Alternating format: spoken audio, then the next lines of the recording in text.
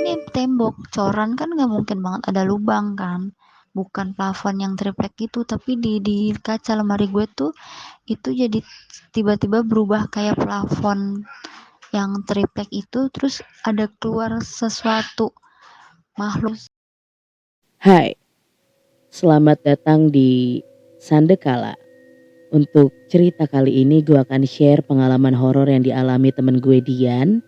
Dan lokasi kejadiannya itu ada di asrama salah satu instansi pemerintah daerah Tangerang Selatan. Di asrama tersebut Dian tinggal di bangunan rumah susun dan menempati lantai 1. Asrama tersebut berbatasan dengan sebuah danau yang cukup besar di daerah Tangerang Selatan. Dan kebetulan danau tersebut ada di sebelah rumah Dian. Tapi danau tersebut tidak langsung berbatasan dengan rumah ataupun komplek asrama Dian.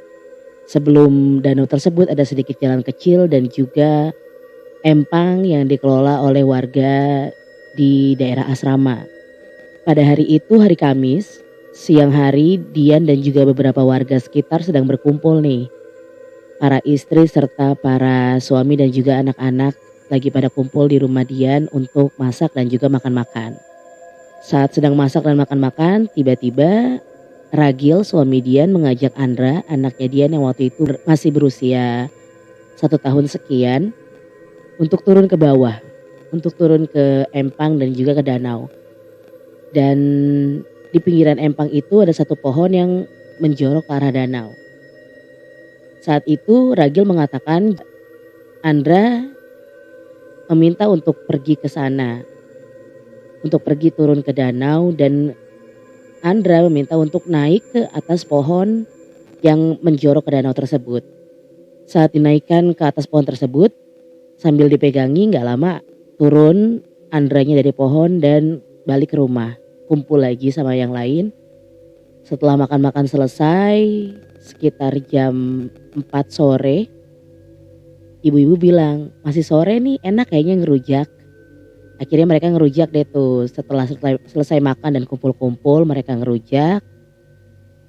Dan saat itu bapak-bapak serta beberapa anak-anak turun ke bawah karena bapak-bapaknya mau mancing. Termasuk Andra dan juga suaminya Dian yaitu Ragil. Sekitar pukul 5 sore tiba-tiba langit berubah menjadi gelap, mendung, dan angin tiba-tiba kenceng banget. Apalagi sebelah rumah Dian itu kan danau, jadi pasti hembusan anginnya akan terasa lebih kencang. Di saat semua yang lain udah pada pulang, kembali ke rumah masing-masing, Andra dan Ragil nih masih ada di pinggir danau tersebut. Akhirnya dipanggil sama Dian.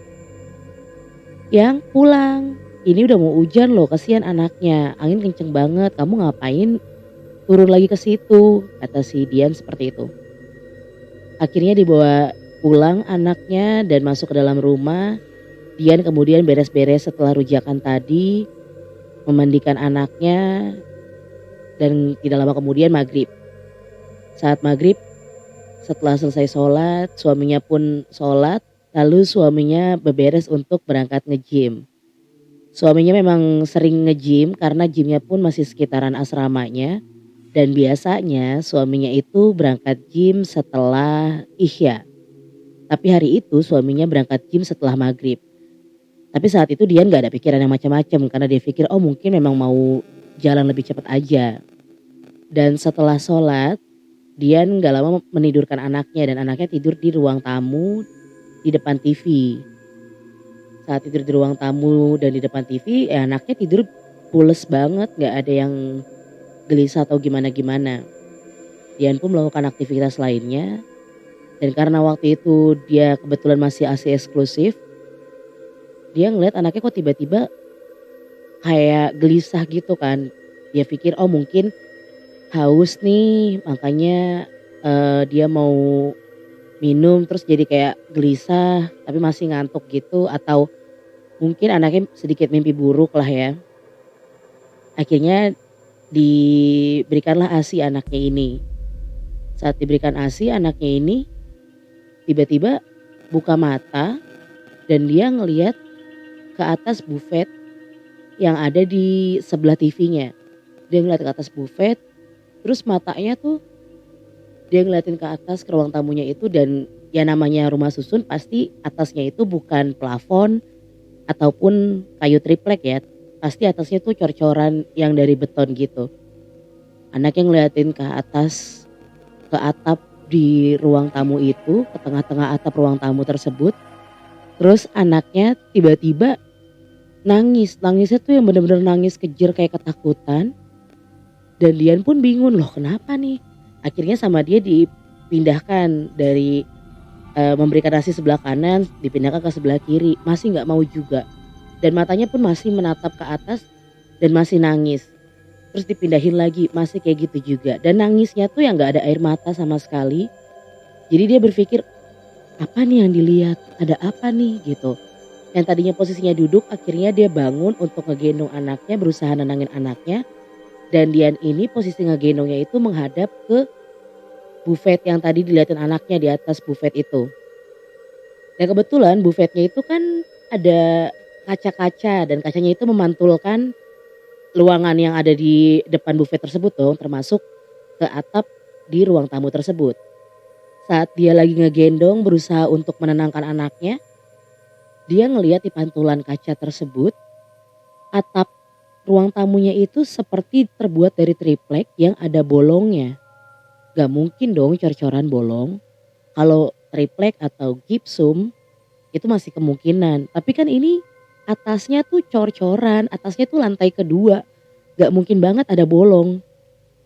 Cuma yang dilihat sama Dian di pantulan kaca tersebut ya memang tiba-tiba atapnya tuh ada bolongannya. Dan tiba-tiba dari bolongan tersebut dia ngeliat ada seorang cewek yang keluar dari bolongan tersebut menghadap ke bawah. Jadi kayak terbalik gitu.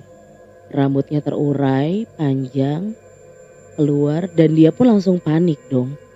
Dia langsung nyebut dalam hati, langsung istighfar, dan langsung berusaha untuk telepon suaminya dong. Karena dia udah panik dan udah ketakutan. Sedangkan anaknya pun masih posisi ngeliatin bolongan tersebut ternyata. Masih posisi ngeliatin bolongan tersebut, masih nangis tanpa air mata, yang ketakutan, dan matanya tuh masih benar-benar ngeliat ke atas. Akhirnya dia berusaha untuk telepon suaminya, telepon via internet ataupun telepon pulsa biasa itu nggak bisa sama sekali, nggak ada sinyal sama sekali. Dia udah panik, dia udah ketakutan, dan anaknya pun nangis. Akhirnya dia coba untuk baca ayat kursi dan juga surat Al-Ikhlas. Gak lama kemudian handphonenya ada sinyal, dia langsung telepon suaminya. Dia bilang, "Yang cepetan pulang, ini Andra nangis, nangisnya kejer dan nangisnya gak wajar." Suaminya pun pulang, datang ke rumah. Saat itu suaminya berusaha untuk menggendong si Andra, tapi gak mau. Akhirnya dipaksa sama suaminya untuk ngegendong si Andra dan dibilang, "Andra lihat ayah, Andra coba lihat ayah." Dan tetap anaknya gak mau ngelihat ke arah lain kecuali ke bolongan yang tadi si Dian lihat. Akhirnya suaminya inisiatif untuk ambil wudhu dan mengazani setiap sudut rumahnya. Setelah selesai diazani, masih tidak ada perubahan. Dan suasana di rumahnya tuh masih panas, masih ngap. Terus akhirnya suaminya mengatakan, "Saya minta maaf kalau memang merasa terganggu dengan saya ataupun anak saya. Tapi tolong jangan ganggu anak saya." Suaminya tiba-tiba mengatakan seperti itu. Akhirnya dia langsung teringat kejadian suaminya saat masih di pinggir danau tadi. Setelah semua udah pada pergi, tinggal suaminya dan itu mendekati maghrib. Lalu Dian bilang, "Ini kayaknya yang di danau deh. Kamu tadi ngapain coba di danau lama banget? Udah mau maghrib masih di situ." Dan akhirnya suaminya pun seperti mengingat kejadian tadi di danau. Dia akhirnya bilang, "Mohon maaf kalau saya dan anak saya mengganggu keberadaan kamu atau mengganggu rumah kamu. Tapi tolong jangan ganggu kami, kita sudah berbeda alam. Biarkan anak saya istirahat. Kasihan dia masih kecil." Setelah mengatakan itu, akhirnya suaminya kembali mengazani dan juga membacakan ayat kursi setiap sudut rumah.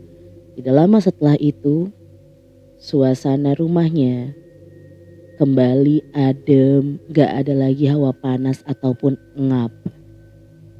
Jadi itu pengalaman yang dialami temen gue Dian saat dia di rumah asrama. Dan menurut dia itu pengalaman yang cukup membekas karena ya namanya seorang ibu pasti anak adalah segalanya. Saat itu dia pasti panik melihat keadaan anaknya yang seperti itu. Dan setelah itu, setelah diazani serta dibacakan ayat kursi setiap sudut rumah, anaknya tidak lagi melihat ke atas dan beralih melihat kedua orang tuanya, tetap menangis sambil mengeluarkan air mata, kemudian ditenangkan dengan diberikan ASI lalu tidur seperti biasa. Terima kasih sudah mendengarkan podcast kali ini. Semoga kalian terhibur. Sampai ketemu di podcast Sandekala berikutnya.